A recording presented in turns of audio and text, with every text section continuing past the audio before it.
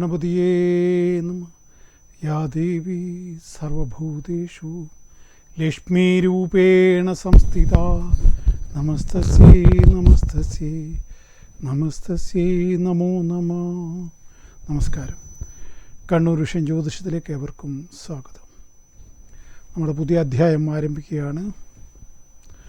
പ്രോഗ്രാമിൽ പങ്കെടുക്കാൻ ആഗ്രഹിക്കുന്നവർ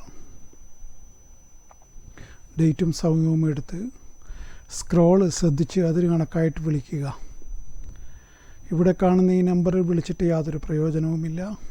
അതെന്നെ സ്വകാര്യമായി ബന്ധപ്പെടാനുള്ള നമ്പറാണ്. അക്കാര്യം പ്രത്യേകം ഒന്നുകൂടി ഓർമ്മിപ്പിക്കുന്നു. നമ്മുടെ എന്താ പറയുക, കർക്കിടക മാസം ദുരന്തത്തിൻ്റെ പലതരത്തിലുള്ള ദുരന്തങ്ങളും നാട്ടിനെ ബാധിച്ചുകൊണ്ടിരിക്കുന്നു. പഴയ പ്രളയമൊന്നും ഇല്ലെങ്കിലും കാറ്റ്, വായു ഭഗവാന്റെ കോപം, വരുണദേവൻ്റെ കോപം, ഇതൊക്കെ കൂടുതലായിട്ട് നാട്ടിലാകെ വിഷമങ്ങൾ സൃഷ്ടിക്കുന്നു. ഒപ്പം ജനങ്ങൾ പണമില്ലാതെയും കഷ്ടപ്പെടുന്നു. ജോലിക്ക് പലർക്കും പോകാൻ കഴിയുന്നില്ല എന്നുള്ളതൊരു വസ്തുതയാണ്. അപ്പോൾ അങ്ങനെ മൊത്തത്തിൽ പഴയ കള്ളക്കർക്കിടകം, മാരിക്കർക്കിടകം എന്നൊക്കെ പറയുന്ന കർക്കിടകം തന്നെയാണ് ഇപ്പോഴും നടമാടുന്നത്. പക്ഷേ അങ്ങനെ പബ്ലിക് അറിയുന്നില്ലെന്ന് മാത്രം. പിന്നെ രോഗങ്ങളെ കൊണ്ട് വലയുകയാണ് സമൂഹം. ആശുപത്രികൾ മൊത്തം രോഗികളെ കൊണ്ട് നിറഞ്ഞു കവിയുകയാണ്. ഡോക്ടർമാർ തന്നെ തളർന്നു പോകുന്നു. അപ്പോൾ അത്തരത്തിലൊക്കെയാണ് കാര്യങ്ങൾ. ഒപ്പം അതിൻ്റെ ഇടയിലാണ് നമ്മുടെ നാട്ടിന് ഒരു മഹാ സങ്കടകരമായ വാർത്ത. അർജുൻ എന്ന പാവം ചെറുപ്പക്കാരൻ്റെ വാർത്ത. അത് കർണാടകത്തിലാണ് സംഭവിച്ചതെങ്കിലും കേരളം ഇത്രയധികം സങ്കടപ്പെട്ടൊരു സന്ദർഭം ഇല്ലെന്ന് തന്നെ പറയാം. കാരണം അത്രമാത്രം ജനങ്ങളെ ടി വിയുടെ മുമ്പിലേക്ക് എത്തിച്ച ഒരു സംഭവം. എനിക്ക് തോന്നുന്നു ഇലക്ഷൻ്റെ സമയത്ത് പോലും ജനങ്ങളിങ്ങനെ ടി വി ശ്രദ്ധിച്ചിട്ടില്ല എന്ന് തോന്നുന്നു. അതിൻ്റെ കാരണം ആ ദുരന്തത്തിൻ്റെ ഒരു വല്ലാത്ത അവസ്ഥയിലേക്ക് ആ ദുരന്തം പോയി. ഒരു ദുരന്തം സംഭവിക്കുന്നു, അയാളുടെ ഒന്നുകിൽ അയാൾ മരണപ്പെടുന്നു, അല്ലെങ്കിൽ ജീവനോടെ രക്ഷപ്പെടുന്നു. അതൊക്കെ നമുക്ക് ഉൾക്കൊള്ളാൻ പറ്റും. അതല്ലാതെ മറ്റൊരു തലത്തിലേക്ക് കാര്യങ്ങൾ പോയപ്പോഴാണ്, അതായത് ഏത് വ്യക്തിക്കാണോ ദുരന്തം സംഭവിച്ചത് അയാളുടെ കുടുംബത്തിൻ്റെ അവസ്ഥയോർത്തിട്ടാണ് കേരളം വല്ലാതെ കണ്ണീർ വാർക്കുന്നത്. കാരണം ഒരാൾ മരിച്ചു കഴിഞ്ഞാൽ, ആ ബോഡി കിട്ടിക്കഴിഞ്ഞാൽ നമുക്ക് അതിൻ്റെ മുമ്പിൽ നിന്നൊന്ന് പൊട്ടിക്കരയാം, മുഖമൊന്ന് അവസാനം കാണാം. ഇതൊന്നുമില്ലാത്തൊരവസ്ഥ. അത് വളരെ ദയനീയമാണ് ആ അവസ്ഥ. ഇപ്പോൾ ജീവിച്ചിരിപ്പുണ്ടോ മരിച്ചോ എന്നൊന്നും അറിയാതെ 90% ജീവിച്ചിരിക്കാനുള്ള സാധ്യതയില്ല. അതുകൊണ്ടാണ് മുരളി തുമ്മാർ കൂടി പോലും പറഞ്ഞു, അത് ഇനി റെസ്ക്യൂ ഇല്ല, ഇനി റിക്കവറി മാത്രമേ ഉള്ളൂ. അതാണ്. അപ്പോൾ അതായത് രക്ഷപ്പെടുത്തിയെടുക്കാനുള്ള ഒരു സാധ്യതയും ഇനി മുമ്പിലില്ലെന്ന് അർത്ഥം.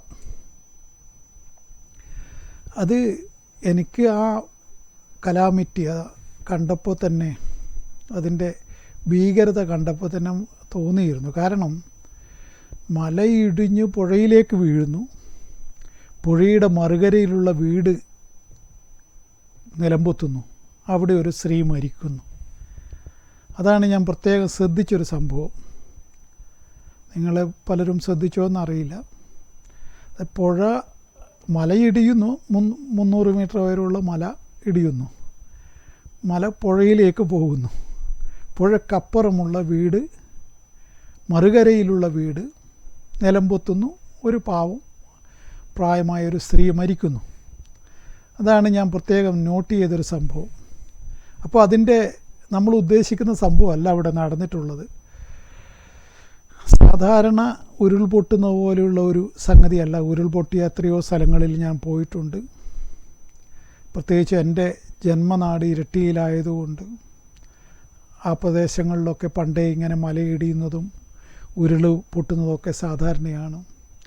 പിന്നെ അതേപോലെ തിരുവമ്പാടിക്കടുത്തുള്ള ഉരുൾപൊട്ടിയ സ്ഥലം, അത് എൻ്റെ ഭാര്യ വീടിൻ്റെ അടുത്താണ്. അവിടെയും ഞാൻ പോയിട്ടുണ്ട്, പുല്ലൂരാമ്പാറക്കടുത്ത്. അപ്പോൾ അങ്ങനെ ഉരുളും പിന്നെ ഞാൻ ഏറെക്കാലം ജീവിച്ചത് വയനാടും നീലഗിരിയുമാണ്. അവിടെയൊക്കെ ഇത് സാധാരണ സംഭവമാണ്.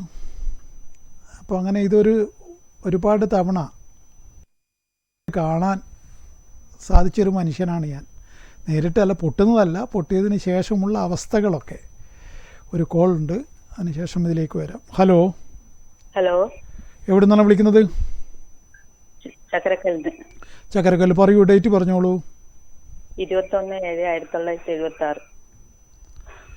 21/7/1976. ആരുടേതാണ്? സമയം പറയൂ. 11 മണി പകല്.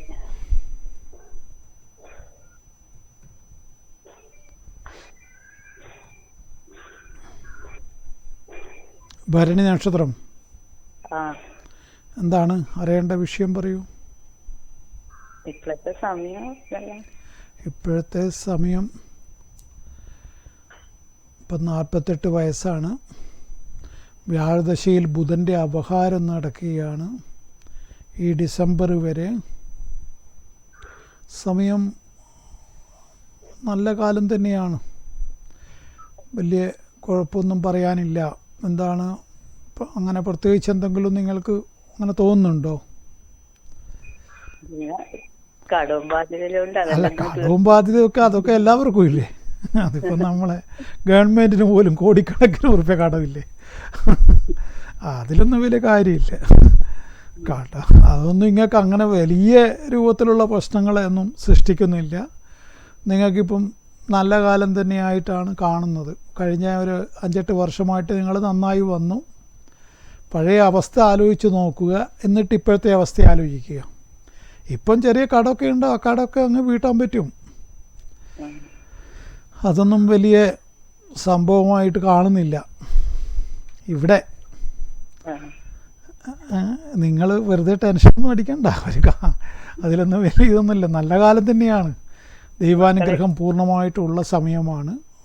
ഭർത്താവിനെ കൊണ്ട് വളരെ നേട്ടമുള്ള സ്ത്രീയാണ് നിങ്ങൾ. ഭർത്താവ് എവിടെയാണ് ഉള്ളത്? എന്താ ഏർപ്പാടാണ്? ഡ്രൈവർ. ശരി. നല്ല നിലയിൽ അദ്ദേഹം ഭവനത്തെ കൊണ്ടുപോകും, നിങ്ങളെ കാര്യം ശ്രദ്ധിക്കുന്നുണ്ട് എന്നാണ് ഇവിടെ പറയേണ്ടത്. അങ്ങനെ തന്നെയല്ലേ? പിന്നെ എന്താണ് വിഷയം? മക്കളൊക്കെ വളർന്നു വരുന്നല്ലേ ഉള്ളൂ. ചെറിയ മക്കളല്ലേ? അത്ര വലിയ മക്കളൊക്കെ ആയോ? മക്കളൊക്കെ നന്നായി വരുമെന്ന് തന്നെ പറയാം. ഈ ജാതകപ്രകാരം 9-ൽ വ്യാഴം നിന്നാൽ സന്താനങ്ങളെ കൊണ്ട് സന്തോഷം അനുഭവിക്കാനുള്ള അനുഭവം വന്നു ചേരുമെന്നാണ്. ഇപ്പം കണ്ടെടുത്തോളം മോശമൊന്നുമില്ലല്ലോ മക്കൾ. ഇനി അങ്ങനെ തന്നെ ആയിരിക്കും. ഇനി വലിയ മാറ്റമൊന്നും വരാനില്ല. പൊതുവെ മെല്ലെ മെല്ലെ പുരോഗതിയിലേക്ക് നിങ്ങളുടെ കുടുംബം പോവുകയാണ്. ആ പുരോഗതി വർദ്ധിച്ചു വരുമെന്ന് തന്നെയാണ് ഞാൻ ബലം പറയുന്നത്.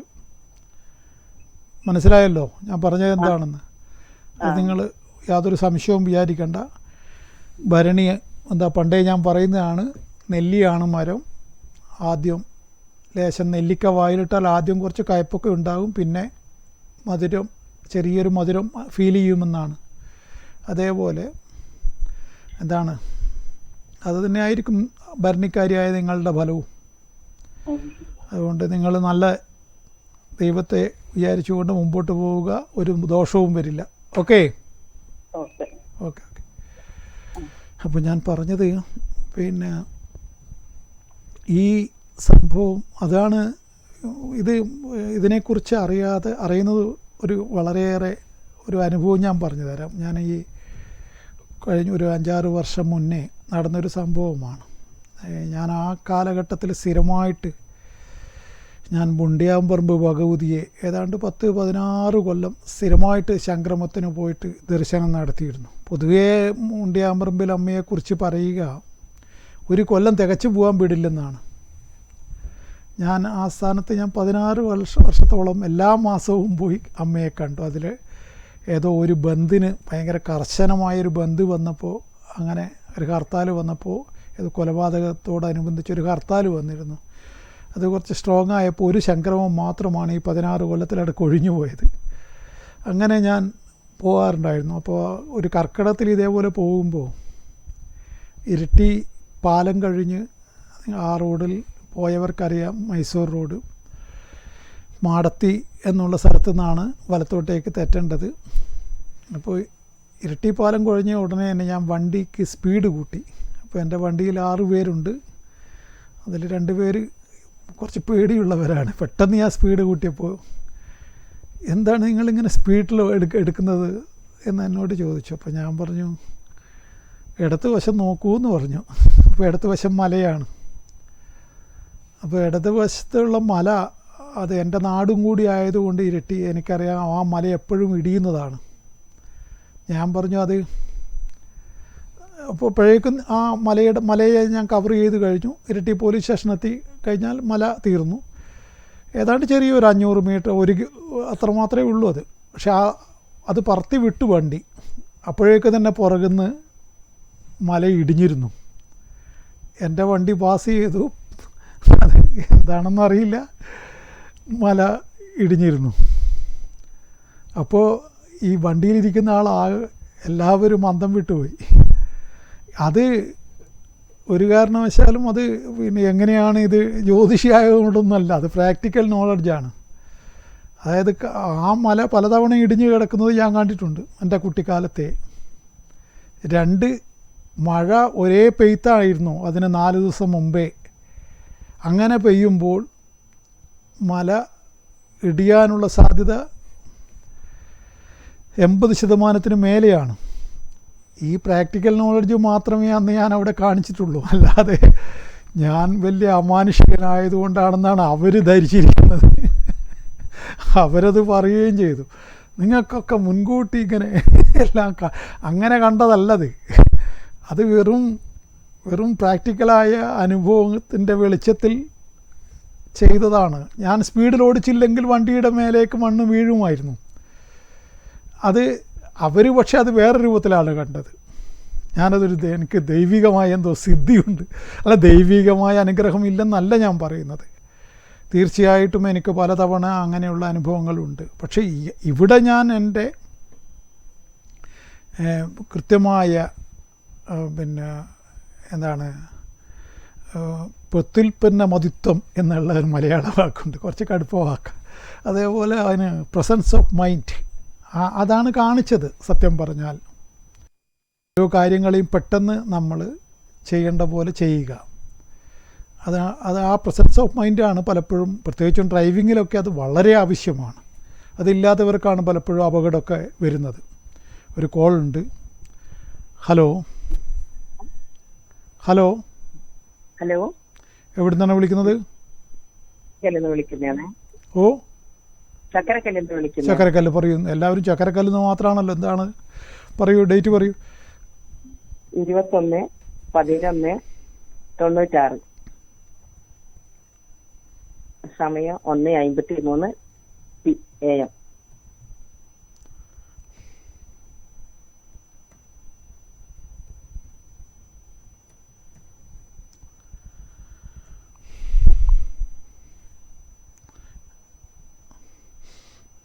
ഇതാരുടേതാണ്? മോളതാണ്. ഉത്രട്ടാതി. രേവതി. 1:53. നിങ്ങളെ ഉച്ചക്കാ? ആ, PM. AM എന്ന് കേട്ട പോലെ തോന്നി. രേവതി. ഓക്കെ, എന്താണ് അറിയേണ്ട വിഷയം? മോളെ ജോലിന്റെ കാര്യം അറിയാൻ വേണ്ടിട്ട്. മോള് ഏത് കോഴ്സാണ് ചെയ്തത്? ഡിഗ്രിയാണ്. ഓ, ഡിഗ്രി ഇപ്പൊ ജോലി ചെയ്യുന്നില്ലേ? ഇല്ല, ചെയ്യുന്നില്ല. ഇങ്ങനെ ശ്രമിക്കുന്ന PSCക്ക് ശ്രമിക്കുന്നുണ്ടോ? ശ്രമിക്കുന്നുണ്ട്. അതിന് തന്നെ മുറുകെ പിടിക്കാൻ പറയൂ. അങ്ങനെ ഒരു യോഗം കാണുന്നു. മറ്റു ജോലിക്കൊന്നും ഇപ്പം അതിന് തന്നെ അത് അത്രമാത്രം കോമ്പറ്റീഷനുള്ള ഒരു മേഖല ആയതുകൊണ്ട് അത് കുറച്ച് നന്നായിട്ട് പരിശ്രമിച്ചാൽ മാത്രമേ നടക്കുള്ളൂ. അതുകൊണ്ട് അതിന് തന്നെ അവളോട് ഒരേ പിടുത്തം അത് തന്നെ പിടിക്കാൻ പറയൂ. അതിനിപ്പോൾ കോച്ചിങ് സെൻ്ററൊക്കെ ഉണ്ട്, അല്ലെങ്കിൽ ഓൺലൈനിൽ ക്ലാസ് നടക്കുന്നുണ്ട്. അങ്ങനെയൊക്കെ ഓ കോച്ചിങ്ങിന് പോകുന്നു. ശരി. കോച്ചിങ്ങിന് പോയിട്ട് അത് ഇവിടെ ലഭിക്കാനുള്ള സാധ്യത കൂടുതലാണ്. കാരണം പിന്നെ ജാതകപ്രകാരം 10ാം ഭാവത്തിൽ സൂര്യൻ നിൽക്കുന്നു, ബുധനോട് യോഗം ചെയ്തിട്ടാണ് നിൽക്കുന്നത്, 11ൽ വ്യാഴം. അപ്പോൾ ഇതൊക്കെ വളരെയേറെ നല്ലതാണ്. അതേസമയം 7ാം ഭാവത്തിൽ ചൊവ്വ നിൽക്കുന്നത് വിവാഹ സംബന്ധമായിട്ടുള്ള ദോഷത്തെയും കാണിക്കുന്നുണ്ട്. വിവാഹം നടന്നോ? വിവാഹം നടന്ന് അത് എങ്ങനെ നല്ല നിലയിൽ തന്നെ പോകുന്നുണ്ടോ ഇപ്പോൾ? നല്ല നിലയിൽ തന്നെയാണ്. അതിന് വേണ്ട അത് 7ാം ഭാവത്തിൽ ചൊവ്വ നിൽക്കുമ്പോൾ അതിന് അലോസരങ്ങൾ ഉണ്ടാവുമെന്ന് ശാസ്ത്രഫലം പറയുന്നുണ്ട്. വിട്ടു നിൽക്കുന്നുണ്ടോ ഇവര്? അത് ഇപ്പം കോച്ചിങ്ങിന് പോകുന്നത് കൊണ്ട് വിട്ടു നിൽക്കുന്നുണ്ട്. അല്ല, വിദേശത്തൊന്നും അല്ലല്ലോ അയാള്? അല്ല. ശരി. അല്ല, 7ൽ ചൊവ്വ നിൽക്കുന്നത് വിവാഹ ജീവിതത്തിൽ അലോസരങ്ങൾ ഉണ്ടാക്കി തീർക്കുമെന്ന് പറയുന്നുണ്ട്. ഞാൻ ശാസ്ത്രഫലമാണ് പറയുന്നത്. അതിന് വേണ്ട വ്രതമൊക്കെ എടുക്കണം. അതൊക്കെ ചെയ്യുന്നതും ആ ദോഷങ്ങൾ മാറ്റുന്നതും നല്ലതാണ്. അത് അല്ല, തിങ്കളാഴ്ച വ്രതവും അതേപോലെ പിന്നെ മംഗളഗൗരി വ്രതവും ഒക്കെ എടുക്കുന്നതൊക്കെ ഇങ്ങനെയുള്ള ദോഷങ്ങളുള്ളവർക്ക് വളരെ ഫലപ്രദമാണ്. അത്തരത്തിലുള്ള വിശ്വാസവും താല്പര്യമുള്ള കുട്ടിയാണെങ്കിൽ നിങ്ങൾക്ക് നേരിട്ട് അതിനെക്കുറിച്ച് വന്നിട്ട് ബന്ധപ്പെടാം. അത് ചെയ്യാം, പരിഹാരങ്ങൾ. നിങ്ങൾ അവളോടും കൂടി ചോദിച്ചു നോക്കും. അത്തരം വിശ്വാസങ്ങളൊക്കെ എത്രമാത്രം മനുഷ്യർക്ക് അവരുടെ ഇപ്പോഴത്തെ തലമുറയിൽ ഒരു വിഭാഗത്തിന് മാത്രമേ ഉള്ളൂ. മറ്റൊരു വിഭാഗത്തിന് അത്ര വലിയ ഇതില്ല. അപ്പോൾ അവരെ നിർബന്ധിക്കാറുമില്ല. ഞാനൊക്കെ അങ്ങനെയാണ് എൻ്റെയൊക്കെ രീതി. അതുകൊണ്ട് താല്പര്യമുള്ള പെൺകുട്ടിയാണെങ്കിൽ നിങ്ങളത് ഇങ്ങനെ ആ ദോഷങ്ങളെ പരിഹരിക്കുന്നത് നന്നായിരിക്കും. അത് വ്രതാനുഷ്ഠാനങ്ങളുണ്ട് അതിൽ പ്രധാനമായിട്ടും. പിന്നെ വേറെയും ചില പരിഹാരങ്ങളുണ്ട്. നിങ്ങളത് ആലോചിച്ചിട്ട് തന്നെ ബന്ധപ്പെടുക. ഓക്കെ, ശരി. അപ്പം ഞാൻ പറഞ്ഞത് അതേപോലെ ഈ മഴക്കാലത്ത് നമ്മൾ എപ്പോഴും ശ്രദ്ധിക്കേണ്ട ഒരു വിഷയമാണിത്. ഇപ്പോൾ ഇവിടെയും അർജുനൻ്റെ കാര്യത്തിലും സംഭവിച്ചിരിക്കുന്നത് അവൻ്റെ അനുഭവ പരിജ്ഞാനത്തിൻ്റെ കുറവ് തന്നെയാണ്. കാരണം മലയുടെ അടിയിൽ വണ്ടി വെച്ചിട്ട് അവൻ ഒന്നുകിൽ വാഹനത്തിൽ ഉറങ്ങി, അല്ലെങ്കിൽ പുറത്തേക്ക് ചായ കുടിക്കാൻ ഇറങ്ങിയോ, അതൊന്നും ഇനിയിപ്പോൾ ആർക്കും പറയാനാവില്ല. എന്താണ് സംഭവിച്ചതെന്നൊന്നും ആർക്കും. കുറേ ചാനലുകാർ ഇങ്ങനെ അലറി വിളിച്ചതിനെ കൊണ്ട് അവരെ ഇത് കിട്ടുന്നു എന്നല്ലാതെ അവരെ സമാധാനത്തിലൊന്നും നമ്മളോടൊന്നും പറയുന്നുമില്ലല്ലോ. അലറുകയല്ലേ ചെയ്യുന്നത്. ഇവിടെ ഇപ്പം സത്യം പറഞ്ഞാൽ സമാധാനത്തിൽ വാർത്ത വായിക്കുന്നത് നമ്മുടെ കണ്ണൂർ വിഷനൊക്കെ ആണെന്ന് തോന്നുന്നു. കൂക്കിയും ഒച്ചയൊന്നും ഇല്ല, ഒരു പാകത്തിന് അങ്ങ് സംസാരിച്ച് പോകുന്നുണ്ട് ഇവിടുത്തെ ചെറുപ്പക്കാർ. അപ്പോൾ അവിടെയൊക്കെ ഇപ്പം ഫ്ലോറിൽ നിന്നുകൊണ്ട് കൂക്കുകയും അലറുകയൊക്കെ ചെയ്യുകയാണ്. അപ്പോൾ ഒന്നും നമുക്ക് തിരിയുന്നില്ല. അവർക്ക് നമ്മളെ പിടിച്ചിരുത്തുക. അർജുനോടുള്ള സ്നേഹം കൊണ്ടൊന്നുമല്ല, അവരെ റേറ്റിംഗ് കൂട്ടുക എന്നുള്ള ഒരു ഒറ്റ തന്ത്രം മാത്രമാണ്. പരസ്യം. ആ പരസ്യം മുതലാളിക്ക് ഓരോ വാർത്തയിലും എത്ര പേര് കാണുന്നു അതിനെ അനുസരിച്ചാണ് മുതലാളിക്ക് പിന്നെ ഇത് കിട്ടുക. ഏത്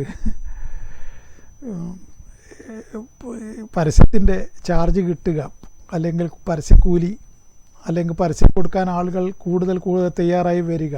അപ്പോൾ നല്ലവണ്ണം കൂക്കുന്നവൻ്റെ ചാനൽ ആളുകൾ നല്ലവണ്ണം കാണുന്നുണ്ടെങ്കിൽ ആ ചാനലിന് പരസ്യം കൂടുതൽ കിട്ടും. അപ്പോൾ ഈ കൂക്കുന്നവനും അതിൻ്റെ വീതം ശമ്പളം കൂട്ടി കിട്ടും. അതാണ് അത്. തീരെ അങ്ങനെ പൊളിഞ്ഞു പോയാൽ പിന്നെ ശമ്പളമൊന്നും ഇല്ലാതെ അങ്ങനെ ആ മംഗളം ചാനലൊക്കെ ഏതാണ്ട് പൂട്ടിപ്പോയില്ലേ. അപ്പോൾ അതായത് തീരെ തീരെ കുറഞ്ഞ് വന്നു. പിന്നെ അവസാനം ആ സാധനമേ ഇല്ലാതായി. അങ്ങനെ എത്രയോ ചാനലുണ്ടല്ലോ. അപ്പോൾ അത് സംഭവിക്കാൻ പാടില്ല. തൊഴിലിനോടുള്ള ഒന്ന് തൻ്റെ ചോറിനോടുള്ള ഇത്, അത് അവരെ കുറ്റം പറഞ്ഞിട്ട് കാര്യമില്ല. കാലം അങ്ങനെയാണ്. ഇന്നിപ്പം എല്ലാ മേഖലയിലും ഇപ്പം അങ്ങനെ ആയിപ്പോയല്ലോ. അപ്പോൾ അത് ഇപ്പം നമ്മളെ സോഷ്യൽ മീഡിയയിൽ തന്നെ നോക്കിയാൽ നമുക്ക് മനസ്സിലാവും. നല്ല ഭാഷയിൽ സംസാരിക്കുന്നവർ വളരെ കുറവല്ലേ. എടുത്ത വായിക്ക് പറയുന്നത് മുഴുവൻ മഹാ തെറിയല്ലേ. അപ്പോൾ എവിടത്തേക്കാണ് നമ്മളെ നാട് ശരിക്കും സ്പർദ്ധ വർദ്ധിച്ചു വരികയാണ്. പരസ്പരം കണ്ടുകൂടാത്തൊരവസ്ഥ ഉണ്ടാക്കി തീർക്കുകയാണ്. അത് ഒരു പരിധിവരെ മനഃപൂർവ്വമാണ്. ആരുടെയൊക്കെയോ അജണ്ട. ആ അജണ്ട പോളറൈസേഷൻ എന്ന് പറയും, വിഭജനം. അപ്പോൾ അതൊക്കെ ഇവിടെ നടന്നുകൊണ്ടിരിക്കുകയാണ്. ആരും ഒന്നും അതിനെക്കുറിച്ചൊന്നും ഒരു ടെൻഷൻ അടിക്കുന്നില്ല. കാരണം ഇനിയും നന്നാക്കാനൊന്നും ആവുമെന്നുള്ള വിചാരം ആർക്കും ഇല്ല. കാര്യമെല്ലാം കൈവിട്ടു പോയി. അപ്പോൾ അതുകൊണ്ട് അത് കാലത്തിൻ്റെ ഒരു പരിവർത്തനവും കൂടിയായിട്ട് പറയാം. ലോകമെങ്ങും ഇപ്പോൾ അത് തന്നെയാണല്ലോ. അതുകൊണ്ടാണല്ലോ കലാമിറ്റിയും പ്രകൃതിക്ഷോഭം കൂടി വരികയല്ലേ. പ്രകൃതി തന്നെ കോപിക്കുകയാണ്. മനുഷ്യർ പരസ്പരം സ്നേഹിക്കേണ്ടതിന് പകരം വിദ്വേഷത്തിൻ്റെയും വെറുപ്പിൻ്റെയും ഒക്കെ ഒരു അന്തരീക്ഷം സംജാതമായിക്കൊണ്ടിരിക്കുന്നു. ലോകം മുഴുവൻ, ഇവിടെ മാത്രമല്ലാതെ എവിടെയും നമുക്ക് നോക്കിയാൽ കാണാൻ പറ്റും അത്. അപ്പം അതുകൊണ്ട് തന്നെ ഒരുതരം എന്താണ് അഹങ്കാരത്തിൻ്റെ ഭാഷ. 20 കോടി കട്ടവൾ അതിനെക്കുറിച്ച് ചോദിക്കുമ്പോൾ പറയുന്നത് കേട്ടില്ല. ഞാൻ ചന്ദ്രനിൽ സ്ഥലം എടുത്തിട്ടുണ്ടെന്ന്. ആ കട്ട് കഴിഞ്ഞാൽ അല്ല അവൾ മാത്രം 20 കോടി കക്കാൻ പറ്റുമെന്നൊന്നും ഞാൻ വിചാരിക്കുന്നില്ല.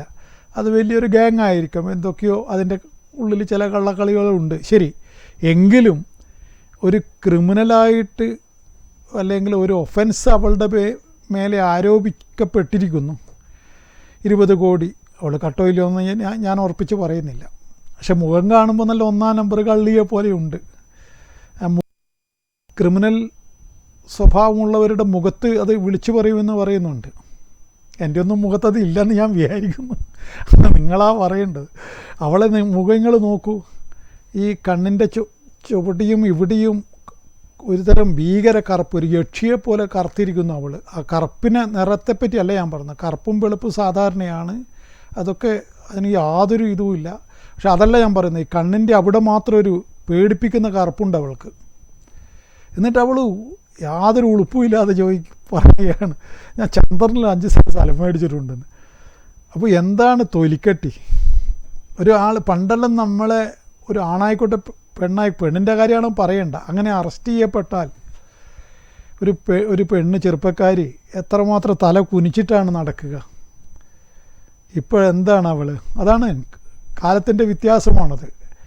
എന്ത് തെറ്റ് ചെയ്താലും ഒരു ഉളുപ്പുമില്ല. എന്നിട്ട് പത്രക്കാരെ നോക്കി കളിയാക്കുകയാണ്. എങ്ങനെയുണ്ട്? അപ്പോൾ അതാണ് ഇത്. അപ്പോൾ അതിന് അവളുടെ മുഖത്ത് കൊത്തി വെച്ചിട്ടുണ്ട് അവൾ ക്രിമിനലാണെന്ന്. ഏതായാലും അവൾ എന്തോ ഒരു ക്രിമിനൽ ആക്ടിവിറ്റിയിൽ ഇടപെട്ടിട്ടുണ്ടല്ലോ, അത് ഉറപ്പാണല്ലോ. ഒരു ഒഫൻസ് അവൾ ചെയ്തിട്ടുണ്ട്, അതവളുടെ മുഖം വിളിച്ചു പറയുന്നുണ്ട്. പിന്നെ ഈ 20 കോടിയോ അവൾ ഒറ്റയ്ക്ക് കട്ടോ അല്ലെങ്കിൽ മുതലാളി തന്നെ ഇതിൽ പങ്കു കൂടിയിട്ട് കട്ടോ ഒന്നും പറയാനാവില്ല. കാരണം അതിൽ പല കളിയുണ്ടല്ലോ. എന്താണ് സംഭവിച്ചതെന്നറിയില്ല. ഏതായാലും ഇതാണിപ്പോൾ ലോകത്തിൻ്റെ അവസ്ഥ.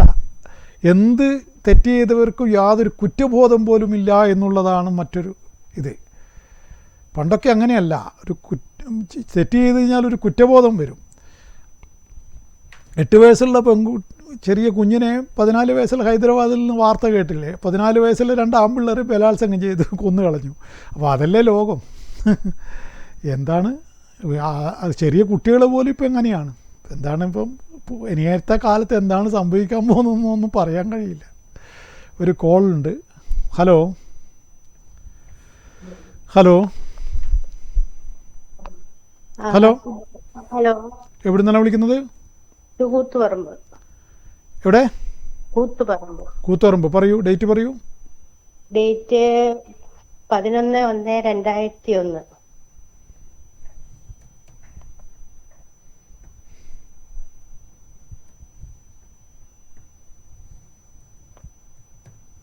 സമയം 5:25 PM.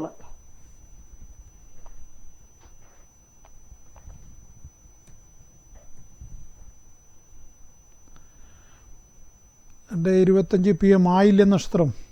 ആയില്ലല്ലോ. നക്ഷത്രത്തിന്റെ പിന്നെ ആളെ ജോലിന്റെയും ഒക്കെ നോക്കേണ്ടിട്ട്. എങ്ങനെ? ജോലിയും പിന്നെ ആളെ നക്ഷത്രം നോക്കേണ്ടിട്ടായിരുന്നു. ഇപ്പൊ നക്ഷത്രം ശരിയായി പറഞ്ഞ് പിന്നെ ജോലിന്റെ. ഓക്കെ. അല്ല, ഇപ്പം അവൾക്കിപ്പം നടക്കുന്നത് ശുക്രദശയാണ്. ഉം. ഈ ശുക്രൻ്റെ സ്വാപഹാരം ഇപ്പം നടക്കുന്നു 2025 7-ാം മാസം വരെ. അതുകൊണ്ട് സമയം അത്ര ഗുണമായിരിക്കില്ല. അതിനുശേഷം സമയം തെളിഞ്ഞു വരും. ഇപ്പം ഒരു ഓവറായ ടെൻഷൻ അനുഭവപ്പെടും കുട്ടിക്ക്. അത് കുറച്ച് മാനസിക പ്രയാസങ്ങൾ ഒക്കെ അനുഭവപ്പെടും ഇങ്ങനെയുള്ള സമയത്ത്. ഒരു സമ്മർദ്ദം, സ്ട്രെസ് എന്ന് പറയും, അതെല്ലാ കാര്യത്തിലും കാണിക്കും. അത് പഠനത്തിലുണ്ടാവും ദോഷം. പിന്നെ എല്ലാത്തിനും ഒരു ഭയം അനുഭവപ്പെടും. അങ്ങനെയൊക്കെ ഉണ്ടാവും ഈ സമയത്ത്. അതൊക്കെ മാറ്റം വരും. താൽക്കാലികമാണ്. സ്ഥിരമായിട്ട് നിൽക്കില്ല. പക്ഷെ ഇപ്പം തൽക്കാലത്തേക്കും ഉണ്ടാവും. പിന്നെ ഒരാളെയും കൂടി ഉണ്ടായിരുന്നു. ഒരാളെയും കൂടി ഉണ്ടായിരുന്നു. അല്ല, അത് രണ്ട് അങ്ങനെ പറയാറില്ല. ഒരാളെ കാര്യം മാത്രമേ പറയുള്ളൂ. അടുത്ത ആളെ പിന്നെ പറയാം. ആയിക്കോട്ടെ ആയിക്കോട്ടെ.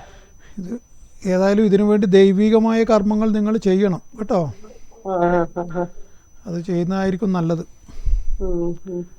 ഓക്കെ, ശരി. അപ്പം ഞാൻ പറഞ്ഞത് ഈ അങ്ങനെ കാലത്തിൻ്റെ പൊതുവെയുള്ള മാറ്റങ്ങൾ കുറിച്ച് പറഞ്ഞപ്പോൾ ഇങ്ങനെയൊക്കെ പറഞ്ഞു പോയതാണ്. ഏതായാലും അർജുനൻ്റെ കുടുംബത്തിനുണ്ടായ മഹാദുരന്തത്തിൽ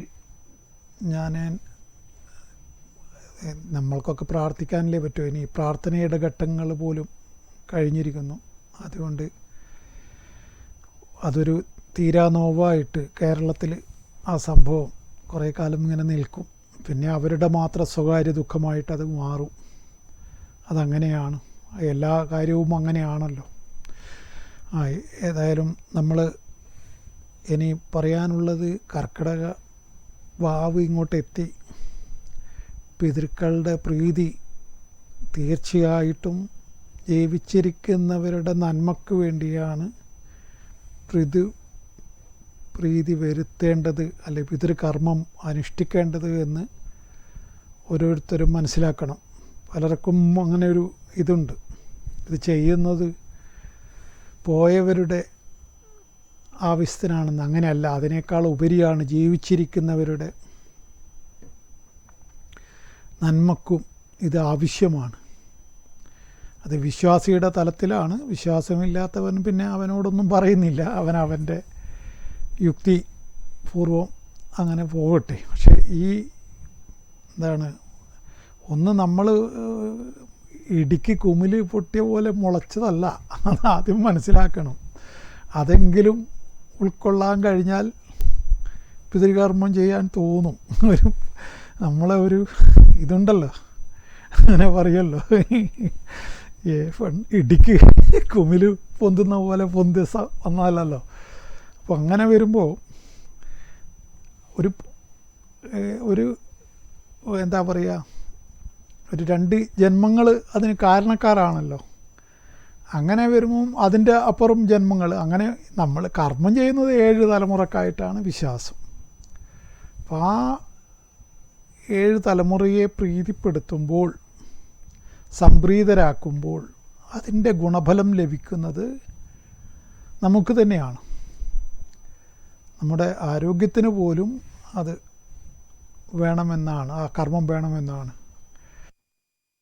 അത് മനസ്സിലാക്കാത്തവർ വളരെ തെറ്റായ പാതയിലാണ് സഞ്ചരിക്കുന്നത് എന്ന് മാത്രമേ അവരോട് പറയാനുള്ളൂ. അവരോട് ചെയ്യാനൊന്നും ഞാൻ നിർബന്ധിച്ച് പറയില്ല. പക്ഷെ ചെയ്തു കഴിഞ്ഞാൽ അതിൻ്റെ ഗുണമുണ്ടാവും. ഒരു കോളുണ്ട്. ഹലോ ഹലോ ഹലോ, എവിടെ നിന്നാണ് വിളിക്കുന്നത്? പിണറായി. പിണറായി, പറഞ്ഞോളൂ. 15/11/2005 15 11/2005 7:20 AM.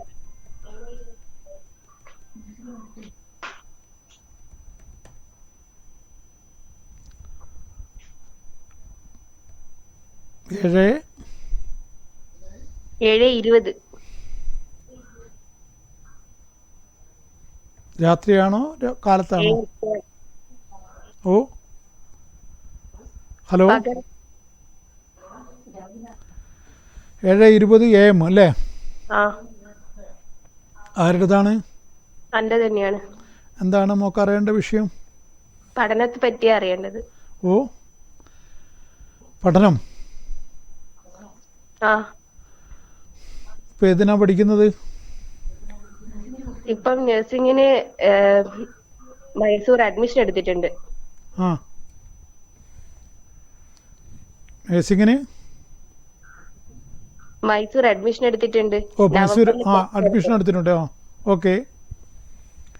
അതിനെന്താണ് കുഴപ്പം? പഠിക്കാൻ പറ്റുമോ? അതെന്താണ് അങ്ങനെ ചിന്തിക്കുന്നത്? അഡ്മിഷൻ എടുത്തിട്ട് ഇനി പോയി പഠിക്കുക, നല്ല നിലയിൽ ഉയർന്നു വരിക. അതേതാ, BSc നേഴ്സിംഗ് ആണോ? BSc nursing. Okay okay. ഏതാ college? Vidyavikas college. Okay okay. പിന്നെന്താണ് ഇനി അതിനെക്കുറിച്ച് എന്തിനാണ് അത്തരത്തിലൊന്നും വേറെ ഒന്നും ചിന്തിക്കേണ്ട കാര്യമില്ലല്ലോ. ഇനി ഇപ്പോൾ കോഴ്സിന് ചേർന്നിരിക്കുന്നു, ആ കോഴ്സ് കംപ്ലീറ്റ് പൂർണ്ണമായിട്ടും ചെയ്തിട്ട് വന്നിട്ട് പുറത്തേക്കൊക്കെ പോകാനുള്ള, ഇവിടെ പണക്കാരിയാകാനുള്ള യോഗമുള്ള ജാതകവും കൂടിയാണ്. അപ്പോൾ നമുക്ക് വിദേശത്തൊക്കെ പോവാം, പണമുണ്ടാക്കാം. ശശിമംഗള യോഗമുള്ള ജാതകമാണ്. അപ്പോൾ നല്ല നിലയിൽ മുമ്പോട്ട് പോകാൻ പറ്റും. ഇനി രണ്ട് ചിന്തയൊന്നും വേണ്ട, നല്ല നിലയിൽ പഠിച്ചങ്ങ് മുന്നേറുക. വേറെ എന്താണ്? ഏത് കോഴ്സാണോ നമ്മളിപ്പോൾ നല്ല കോഴ്സ് തന്നെയാണല്ലോ എടുത്തിട്ടുള്ളത്, ആ കോഴ്സും ചെയ്തിട്ട് മുമ്പോട്ട് പോവുക. ഓക്കെ. അല്ല, കഴിഞ്ഞ വർഷമേ ഞാനിതിന് ശ്രമിക്കുന്നുണ്ട്, പക്ഷെ ഓരോ കാരണങ്ങളാല് അതിന് ചേരാൻ പറ്റൂല. ആ, അടുത്തെത്തും പക്ഷെ തട്ടിത്തെറിപ്പിക്കും, അങ്ങനെ ഒരു അവസ്ഥ. അതേ മോളെ, ഇപ്പം ചേർന്ന് കഴിഞ്ഞല്ലോ. ആ, പിന്നെ അത് കഴിഞ്ഞതിനെ വിട്ടേക്കുവോ? കഴിഞ്ഞത് എന്തിനാണ്? ഇപ്പം മൊത്തം 20 വയസ്സ് വരെ സമയം മോശമുണ്ട്, അത് ഒരു യാഥാർത്ഥ്യമാണ്. അതൊന്നും ഇനി പറഞ്ഞിട്ട് കാര്യമില്ല. അതിപ്പോൾ അതുവരെ നമുക്ക് കാത്തു നിൽക്കാൻ പറ്റുമോ? അതിൻ്റെ കളിപ്പിക്കലൊക്കെ ഉണ്ടാവാം. 2026 വരെ നീചത്തിലുള്ള സൂര്യൻ്റെ ദശയാണ് നടക്കുന്നത്. അതിൻ്റെ വിഷമവും ഉണ്ടാവും, അതേപോലെ ശരീരത്തിനും വേദനയുണ്ടാവും, കണ്ണിന് എരിച്ചലുണ്ടാവും, ഇതൊക്കെ അനുഭവപ്പെടും. അതൊക്കെ സ്വാഭാവികമാണ്. ഈ സൂര്യദശയിൽ എല്ലാ കാര്യത്തിനും തടസ്സങ്ങൾ നേരിടും. പക്ഷേ അതൊക്കെ മാറ്റം വരും. ഈ 1-2 വർഷവും കൂടി ഇങ്ങനെ ഉണ്ടാവും. പക്ഷേ ഇപ്പം നമ്മൾ കോഴ്സിന് ചേർന്നു, നമ്മൾ ഇനി അവിടെ പഠിക്കാൻ വേണ്ടി പോവുകയാണ്. ഇനി മറ്റ് കഴിഞ്ഞതിനെക്കുറിച്ച് ഇനി ആലോചിക്കേണ്ട. ഇനി ഈ കോഴ്സ്, കിട്ടിയ കോഴ്സ് മുമ്പോട്ട് പോകുന്നതിനെക്കുറിച്ച് മാത്രം ആലോചിച്ചാൽ മതിയല്ലോ. അത് പ്രൊഫഷണൽ കോഴ്സ് ആയതുകൊണ്ട് ആ കോഴ്സ് ചെയ്ത് കഴിഞ്ഞാൽ ജീവിതം എങ്ങനെയായാലും, ഇപ്പോൾ ഒരു പ്രൈവറ്റ് സെക്ടറിൽ പോയിട്ട് ജോലി ചെയ്താൽ പോലും 25 ഉറുപ്പ്യക്ക് കളിയില്ലാത്തൊരു ജോലി ആണല്ലോ. പുറത്തേക്ക് പോകുമ്പം അതിന് കൂടുതൽ മെച്ചങ്ങളുള്ള ഒരു കോഴ്സും കൂടിയാണല്ലോ. അപ്പം അതുകൊണ്ട് നമ്മളെന്തിനാണ് കഴിഞ്ഞു പോയതിനെക്കുറിച്ച് ചിന്തിച്ചിട്ട് ഇനി തലമുണ്ടാക്കണ്ട. ഈ ഒരു കോഴ്സിന് ഇനി മുമ്പോട്ട് പോവുക, പഠിക്കുക, നന്നായിട്ട് ആ കോഴ്സ് പൂർത്തീകരിച്ച് വരിക. അപ്പോഴേക്കും സമയം തെളിയും. 2 കൊല്ലം കൂടി ഉണ്ട് സമയത്തിൻ്റെ മോശം. ഓക്കെ. വാഹനം സഞ്ചാരങ്ങളൊക്കെ വളരെ ശ്രദ്ധിച്ചിട്ട് വേണം. പിന്നെ 2 വീലറൊന്നും ഉപയോഗിക്കുന്നില്ലല്ലോ, അതുകൊണ്ട് പിന്നെ അതൊന്നൊരു വിഷയമല്ല. എന്റെ ലൈസൻസ് രണ്ടിനും എടുത്തിട്ടുണ്ട്. 2 കാറിനും എടുത്തിട്ടുണ്ട്, ബൈക്കിനും എടുത്തിട്ടുണ്ട്. അപ്പോൾ തൽക്കാലം ബൈക്ക് അങ്ങോട്ട് വേണ്ട, ബൈക്കിൻ്റെ കളി വേണ്ട. ഈ 2019 അല്ല, ഈ 26 വരെ 2ൻ്റെ ലൈസൻസൊക്കെ എടുത്തു അല്ലേ? ആള് മിടുക്കിയാണ്, നന്നായി. പുതിയ കാലത്തിനനുസരിച്ച കുട്ടി തന്നെ. കാറും ബൈക്കും എടുത്തു കഴിഞ്ഞു. ഓ, എന്നെക്കാളും മിടുക്കിയായി പോയല്ലോ. ഞാൻ 21 വയസ്സിലാണ് എടുത്തത്, നീ 18 വയസ്സിലേ എടുത്തല്ലോ. സല്യൂട്ട് അടിക്കുന്നു. ഏതായാലും അതൊക്കെ നല്ല കാര്യം. പക്ഷേ തൽക്കാലം ബൈക്കിൽ കയറി കളിക്കണ്ട. ബൈക്ക് നമുക്ക് 2 കൊല്ലം കഴിഞ്ഞിട്ട് മതി. ഈ സൂര്യൻ അത്ര മോശമാണ്, അസ്ഥിക്കൊക്കെ ദോഷം ചെയ്യുന്ന സൂര്യനാണ്. പിന്നെ അവിടെ പോയിട്ട് ഇപ്പം പഠിക്കാനല്ലേ പോകുന്നുള്ളൂ, വേറെ ഇങ്ങനെയുള്ള തലകുത്തി മറയാനൊന്നും പോകുന്നില്ലല്ലോ കേട്ടോ. അഥവാ കയറുന്നുണ്ടെങ്കിൽ തന്നെ 2 കൊല്ലം വളരെ ശ്രദ്ധിക്കുക. പിന്നെ നമശിവായ മന്ത്രം ജപിക്കുക, ശിവക്ഷേത്രത്തിൽ വേണ്ട കർമ്മങ്ങൾ ചെയ്യുക, ജലധാര അതൊക്കെ ചെയ്യുക കേട്ടോ. Okay sir. ഓക്കെ. അപ്പോൾ ഞാൻ പറഞ്ഞതുപോലെ ഈ എന്താണ് ഹംസയുക്ത, നമ്മൾ ദേവീൻ്റെ കാര്യം പറയണമല്ലോ. ഹംസയുക്ത വിമാനസ്ഥേ ബ്രഹ്മാണി രൂപധാരിണി കൗശാംബക്ഷരികേ ദേവി നാരായണി നമസ്തുതേ എന്നുള്ള മന്ത്രം നമ്മൾ ശരണാഗത ദീനാർത്ഥ പരിത്രാണപരായണി സർവസ്യാർത്ഥിഹരേ ദേവി നാരായണി നമസ്തുതേ എന്നുള്ള മന്ത്രത്തിൻ്റെ അർത്ഥമാണ് കഴിഞ്ഞ അധ്യായത്തിൽ പറഞ്ഞത്. അപ്പോൾ ഇതിൽ ഒരു കവിഭാവന നമുക്ക് കാണാൻ പറ്റും.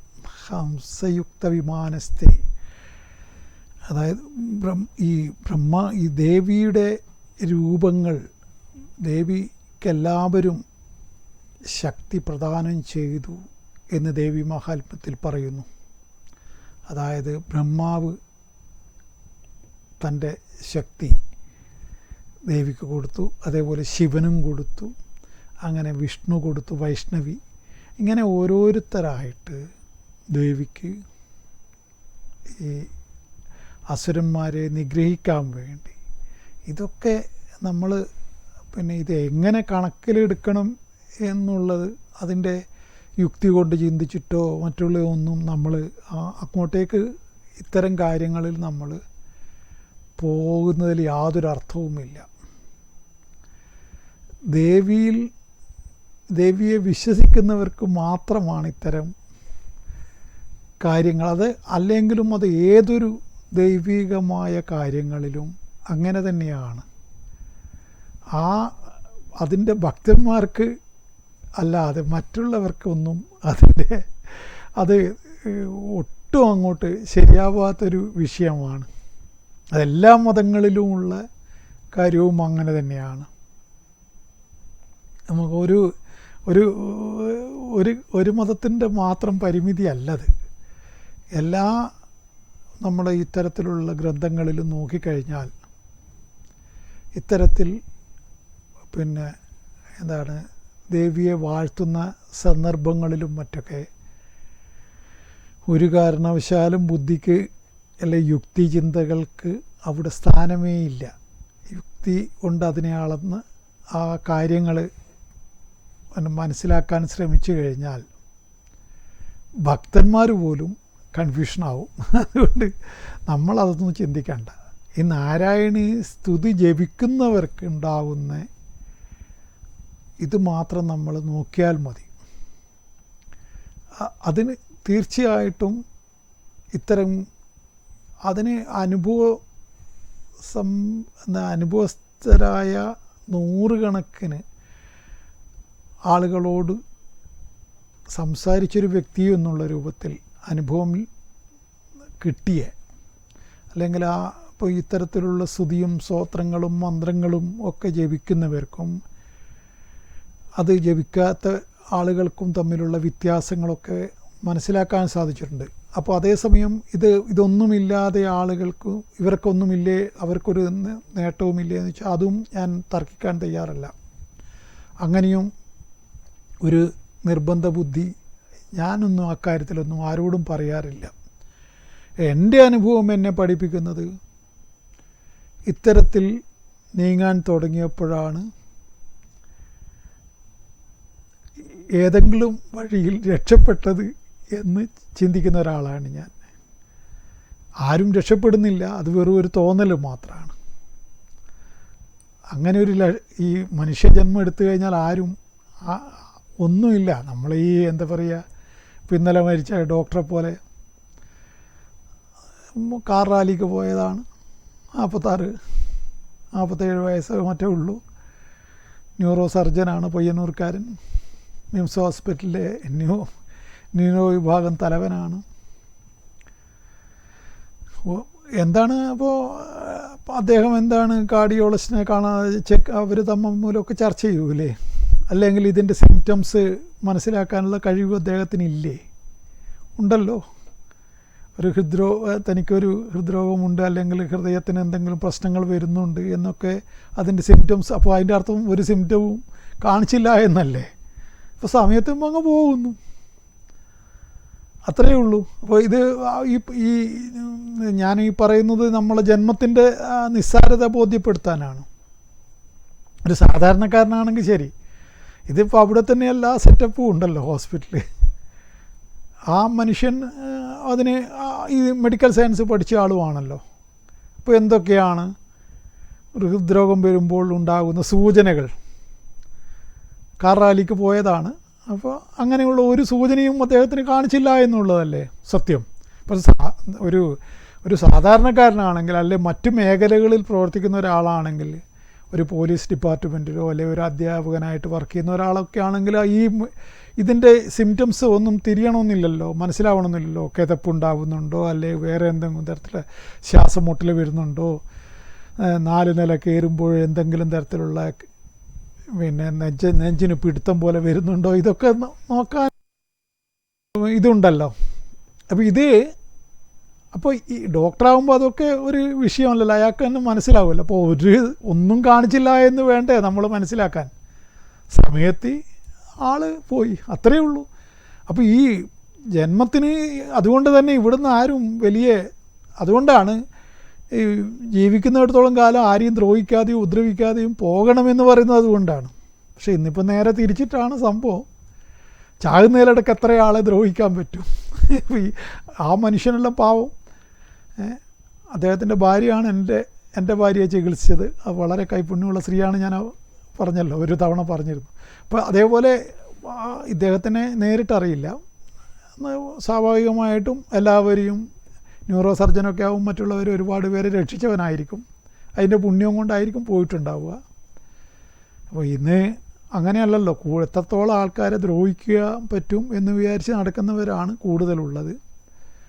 അവർ ഇത്തരം മരണങ്ങളൊക്കെ അവരൊക്കെ ഒന്ന് ചിന്തിച്ചാൽ, ഇത്രയേ ഉള്ളൂ നമ്മളെ ജീവിതം. പിന്നെ നമ്മളെന്തിനാണ് ഇന്ന് കണ്ടവനെ നാളെ കാണുന്നില്ല, പിന്നെ നമ്മളെന്തിനാണ് മറ്റുള്ളവരെ ഈ ജീവിച്ചിരിക്കുന്ന കാലത്ത് ദ്രോഹിക്കുന്നത് ചിന്തിച്ചാൽ തീരാവുന്ന പ്രശ്നങ്ങളേ ഉള്ളൂ ഒരു പരിധി വരെ. ചിന്തിക്കില്ല, ഞാൻ ചാകുന്നവരെ ദ്രോഹിച്ചുകൊണ്ടേയിരിക്കും എന്നാണെങ്കിൽ അങ്ങനെ നടക്കട്ടെ, ആഗ്രഹമല്ലേ. ഏതായാലും നമ്മുടെ സമയം ഇന്നിവിടെ അവസാനിക്കുകയാണ്. പിന്നെ ജ്യോതിഷപരമായ കാര്യങ്ങൾ മനസ്സിലാക്കേണ്ടവർക്കും ജാതകം പരിശോധിക്കേണ്ടവർക്കും ഒക്കെ ബുക്ക് ചെയ്തിട്ട് തന്നെ വന്ന് കാണാം. ഒപ്പം പരിഹാരം ചെയ്യേണ്ടവർക്കും ജ്യോതിഷത്തിൽ ഓരോരോ ഗ്രഹം പിഴച്ചു കഴിഞ്ഞാൽ അതിന് എന്ത് പരിഹാരത്തിലൂടെ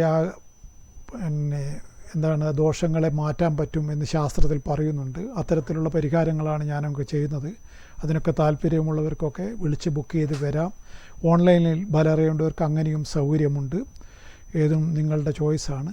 എന്നെ കാണുകയും കേൾക്കുകയും ചെയ്തത് നിങ്ങൾക്ക് നന്ദി, നമസ്കാരം.